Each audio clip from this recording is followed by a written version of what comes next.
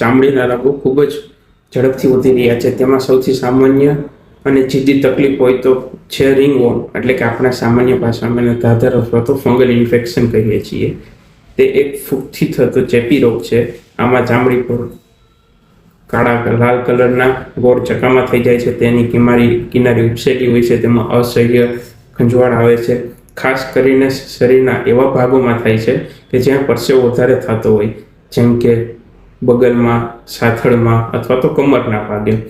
તેના માટે આપણે ઘણી વખત શું કરતા હોય છે કે મેડિકલ સ્ટોરમાં જઈને ટ્યુબ અથવા તો ગોળીઓ લેતા હોય છે. પરિણામે થોડા દિવસ સુધી સારું રહે છે, પરંતુ થોડાક દિવસ પછી પાછું આવી જાય છે. હોમિયોપેથીમાં અમારો થોડોક અપ્રોચ અલગ હોય છે કે આ ફક્ત ઉપરથી લગાવવાની મલમ પરથી આધારિત રાખતા નથી, પરંતુ આપણે સમજીએ છીએ કે ફંગલ ઇન્ફેક્શન થવાનું કારણ માત્ર બહારનું નહીં, અંદરનું છે. કેના કારણે થાય છે, તેની દર્દીની તાસીર શું છે. હોમિયોપેથીમાં દવાઓ શરીરની અંદરની અને બાહ્ય તાસીર ઉપર આધાર રાખે છે અને અંદરથી તેને મટાડી શકે છે.